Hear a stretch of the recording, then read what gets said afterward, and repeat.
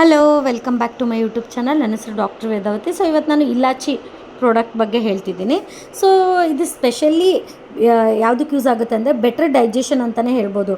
Reduces batting, ಆಮೇಲೆ gas ಇದ್ದರೆ gas relieve ಮಾಡುತ್ತೆ, ಆಮೇಲೆ ಎಸಿಡಿಟಿಗೂ ತುಂಬ ಒಳ್ಳೆಯದು. ಆಮೇಲೆ ಇದು ಓರಲ್ ಹೆಲ್ತಿಗೂ ಕೂಡ ತುಂಬ ಒಳ್ಳೆಯದು. ಬ್ಯಾಡ್ ಬ್ರೆತ್ ಕ್ಯಾವಿಟಿ ಇರಲಿ, ಬ್ಯಾಡ್ ಬ್ರೆತ್ ಇರಲಿ, ನ್ಯಾಚುರಲ್ ಮೌತ್ ಫ್ರೆಶ್ನರ್ ಅಂತಲೇ ಹೇಳ್ಬೋದು ಇದು ಇಲಾಚಿ. ಆಮೇಲೆ ಇದು ಹಾರ್ಟಿಗೆ ಕೂಡ ತುಂಬ ಒಳ್ಳೆಯದು. Heart health, blood circulation to ಹಾರ್ಟ್ಗೆ ಇರುತ್ತಲ್ಲ, ಅದು ಸರ್ಕ್ಯುಲೇಷನ್ಗೂ ತುಂಬ ಹೆಲ್ಪ್ ಮಾಡುತ್ತೆ. ಆಮೇಲೆ ಬ್ಲಡ್ ಪ್ರೆಷರ್ ಕೂಡ ಕಂಟ್ರೋಲ್ ಮಾಡುತ್ತೆ. ಆಮೇಲೆ ರೆಸ್ಪಿರೇಟ್ರಿ ಸಿಂಪ್ಟಮ್ಸ್ ಕೂಡ ರಿಲೀವ್ ಮಾಡುತ್ತೆ. ಕಂಜೆಷನ್ ಇನ್ ಚೆಸ್ಟ್ ಆಗಲಿ, ಕೋಲ್ಡ್ ಇರಲಿ, ಕಫ್ ಇರಲಿ, ಈ ರೆಸ್ಪಿರೇಟ್ರಿ ಸಿಂಪ್ಟಮ್ಸ್ ಕೂಡ ರಿಲೀವ್ ಮಾಡುತ್ತೆ ಇದು ಇಲಾಚಿ.